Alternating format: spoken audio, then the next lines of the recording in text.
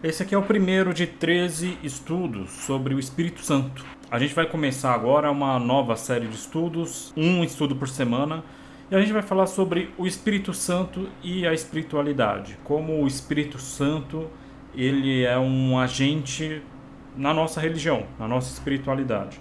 E esse primeiro estudo vai falar sobre aquilo que é o fundamento da religião cristã, que é a revelação de Deus na Bíblia. Como o Espírito Santo se relaciona com a Bíblia. Mas antes de falar sobre isso, é importante pautar uma coisa. Quando a gente fala sobre o Espírito Santo, sobre Trindade, sobre os atributos divinos, é importante a gente saber que a gente usa termos que não são termos bíblicos, são termos que a gente criou depois na teologia para tentar explicar ideias que contém na Bíblia, que estão contidas na Bíblia.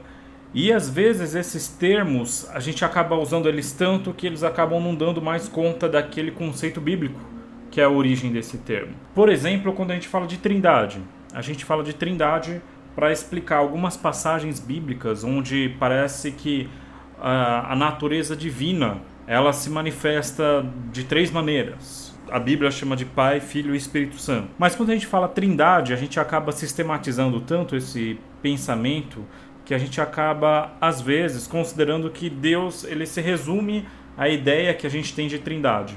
E a gente acaba esquecendo as passagens bíblicas que geraram essas ideias. Então é bom a gente estar sempre questionando de volta a origem desses termos de acordo com a Bíblia. Se a gente fica muito preso à palavra trindade, às vezes a gente tenta interpretar os versos bíblicos de acordo com a nossa concepção de trindade, ao invés de tentar criar o nosso conceito de trindade partindo dos versos bíblicos. A Bíblia é a fonte da ideia que a gente tem de Deus, e não o contrário. A Bíblia não é o lugar onde a gente infere a nossa concepção que a gente tem de outro lugar sobre Deus. E eu estou falando tudo isso porque a própria ideia de Espírito Santo, que é uma ideia que aparece em diversos textos bíblicos, começa lá em Gênesis. Gênesis capítulo 1, verso 2 já usa a expressão Ruach Elohim, o Espírito de Deus. E a ideia do Espírito Santo, ou Espírito de Deus, vai aparecer até lá no final no livro de Apocalipse. A Bíblia está recheada dessa ideia de que Deus tem um espírito, ou Deus se manifesta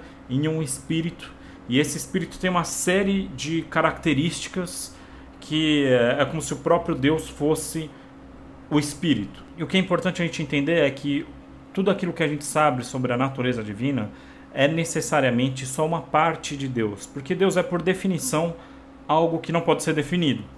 Deus o conceito de Deus é aquilo que está além da compreensão. Então, se a gente acha que a gente compreende Deus completamente com essas fórmulas, significa que a gente entendeu errado. Então, o que a gente entendeu não é Deus, porque Deus está além da compreensão. Portanto, ao estudar o Espírito Santo ou o Espírito de Deus, a gente está estudando uma característica de um Deus que é incompreensível, que está além da compreensão, além da lógica humana. A gente está arranhando a superfície de algo que não tem fundo. A gente sabe só aquilo que é revelado, que é uma parte daquilo que é a essência, e daquilo que é revelado a gente entende também aquilo que é uma parte. E a gente vai ver que o que a gente entende sobre aquilo que foi revelado é aquilo que o próprio Espírito de Deus revela para nós, né? Segundo Pedro, capítulo 1, verso 16 em diante, diz assim: de fato não seguimos fábulas engenhosamente inventadas, quando lhes falamos a respeito do poder e da vinda do nosso Senhor Jesus Cristo. Pelo contrário, nós fomos testemunhas oculares da sua majestade. Aqui o próprio Pedro, discípulo de Jesus, está falando sobre como funciona aquele ensinamento que eles estão dando. O ensinamento deles não é um ensinamento que veio de algum outro lugar, de uma fonte que ninguém sabe, de algo que eles mesmos inventaram. Eles estão falando, o que a gente está falando é aquilo que a gente viu com nossos próprios olhos. Isso é importante porque a fonte do Novo Testamento é a primeira geração de discípulos, é aqueles discípulos que conviveram com Jesus, né?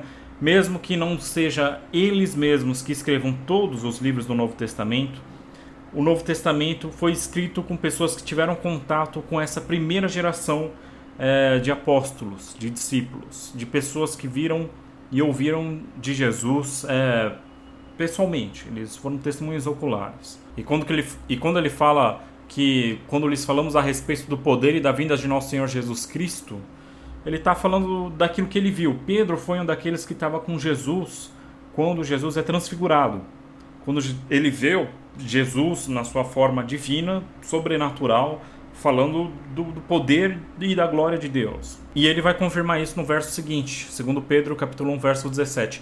Ele recebeu honra e glória da parte de Deus Pai, quando da suprema glória foi-lhe dirigida a voz que disse: este é meu filho amado, em quem me agrado. Verso 18. Nós mesmos ouvimos essa voz vinda do céu quando estávamos com ele no Monte Santo. Assim, temos ainda mais firme a palavra dos profetas, e vocês farão bem se a ela prestarem atenção, como uma candeia, uma lâmpada, que brilha em lugar escuro até que o dia chegue e clareie e a estrela da alva nasça em seus corações. Ou seja, a palavra dos profetas é como uma luz que brilha. Vocês vão fazer bem em guardar essa luz no coração de vocês até que o dia clareie. E aí o verso 20 e 21 diz o seguinte: antes de mais nada, saibam que nenhuma profecia da Escritura provém de interpretação pessoal, pois jamais a profecia teve origem na vontade humana, mas homens falaram da parte de Deus, impelidos pelo Espírito Santo. O que é interessante aqui nesses últimos versos, né, do capítulo 1 de 2 Pedro? Primeiro, ele está falando que a origem da Escritura, da revelação divina, no caso aqui ele usa a expressão profecia, mas por profecia a gente está vendo que ele está usando a palavra profecia num termo mais genérico, se referindo à revelação divina, à Escritura em geral. Ele está falando que a origem da Escritura, da revelação divina, não vem do homem. Não é dele que parte a ideia e a motivação de escrever um texto sagrado. Ele diz que homens falaram da parte de Deus, impelidos pelo Espírito Santo. Foi o Espírito Santo que os convenceu, que os impeliu a escrever aquilo que é o texto sagrado. Mas o que é interessante aqui nesse verso 21 que diz assim: jamais a profecia teve origem na vontade humana, mas homens falaram da parte de Deus impelidos pelo Espírito Santo. Homens. Ou seja, a Bíblia, ela não é uma palavra de Deus que caiu do céu pronta desse jeito. Ela, apesar dela não ter uma origem no ser humano, ela foi produzida pelo ser humano. Foi produzido pelo ser humano, impelido por um agente divino, sobrenatural. Pelo menos é o que o texto está dizendo, né? Mas não deixa de ser algo que foi produzido pelo homem. O que é interessante é que a revelação divina na Escritura, segundo esse texto de Pedro, é uma espécie de parceria entre Deus e o homem. Não é algo que cai do céu pronto e também não é algo que o homem faz por ele mesmo. É algo que acontece quando o humano e o divino se encontram. A Bíblia, apesar dela ser um livro escrito por homens, a gente nota que tem até estilos literários diferentes na Bíblia. Apesar disso, ela é um livro que fala de coisas que estão além do homem. Os homens foram impelidos por um agente sobrenatural a escrever aquilo que está no texto bíblico. E aquele que convenceu o homem a escrever, no texto aqui de Pedro, é o Espírito Santo. O Espírito Santo é o próprio Deus agindo para se revelar ao ser humano. Quando Deus se revela ao ser humano, principalmente nesse contexto de escritura, de revelação divina, é o Espírito Santo agindo. Ou ainda, como diz num outro texto de 1 Coríntios capítulo 2, a partir do verso 9, diz assim: como está escrito, as coisas que o olho não viu, o que o ouvido não ouviu, não subiram ao coração do homem, são as que Deus preparou para aqueles que o amam. Mas Deus nos revelou pelo seu Espírito, o Espírito de Deus, o Espírito Santo, porque o Espírito penetra todas as coisas, ainda as profundezas de Deus. Porque qual dos homens sabem as coisas do homem, senão o Espírito do homem que está nele?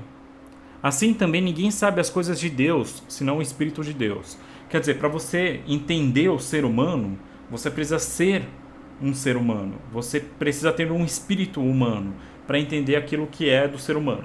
Para entender as coisas divinas, esse é o argumento que Paulo está usando, você precisa de um agente divino te explicando, porque você não é divino, você não entende as coisas que estão além do humano, aquilo que é sobrenatural. E ele continua lá no verso 12: mas nós não recebemos o Espírito do mundo, mas o Espírito que provém de Deus, para que pudéssemos conhecer o que nos é dado gratuitamente por Deus, as quais também falamos não com palavras que a sabedoria humana ensina, mas com as que o Espírito ensina, o Espírito Santo ensina, comparando as coisas espirituais com as espirituais. Verso 14. Ora, o homem natural não compreende as coisas do Espírito de Deus, porque lhe parecem loucura, e não pode entendê-las, porque elas se discernem espiritualmente. Mas o que é espiritual discerne bem de tudo, e ele de ninguém é discernido. E ele vai concluir o texto, o capítulo 2 de 1 Coríntios, dizendo: porque quem conheceu a mente do Senhor para que possa instruí-lo? mas nós temos a mente de Cristo. Aqui ele está citando um texto de Isaías, capítulo 40, verso 13, se eu não me engano, falando quem conheceu a mente do Senhor, e ele conclui dizendo, mas nós pelo menos tivemos a mente de Cristo, que é o próprio Deus, mas numa forma humana, o Deus que veio e habitou entre os homens numa forma humana para nos fazer entender. Então a lógica desse texto de 1 Coríntios capítulo 2 é que como o homem não entende as coisas de Deus, o homem precisaria de ter um espírito divino, um espírito de Deus para entender as coisas divinas. Quem revela isso ao homem não é o próprio homem, é o Espírito Santo. O homem acha que entende as coisas de Deus, mas ele não entende. Quem o faz entender é o Espírito de Deus, é o próprio Deus, como o Espírito Santo, que o faz compreender as coisas divinas. Então olha que interessante, o texto de Pedro diz que foi o Espírito Santo que impeliu os homens a falarem as coisas de Deus, a palavra de Deus, né? Aquilo que se tornou a revelação escrita. Mas ao mesmo tempo, aqui, o texto de 1 Coríntios 2 diz que é o próprio Espírito Santo que faz o homem entender as coisas de Deus. Mesmo que haja uma revelação escrita, quem faz você entender a revelação escrita, a ideia original, a ideia real por trás daquilo que está escrito é o Espírito de Deus, não é o Espírito humano que entende. Ou seja, a revelação divina, ela começa em Deus e ela também termina em Deus. Mas em todo esse processo, o homem também está envolvido. O homem está envolvido tanto na produção, na escrita dessa revelação divina, e o homem está envolvido também na compreensão. É Deus que conduz o homem a entender, é Deus que conduz o homem a escrever. O Espírito Santo está por trás de tudo aquilo que a gente sabe, que a gente entende sobre o que é Deus, o que é a divindade que a gente conhece através da Bíblia.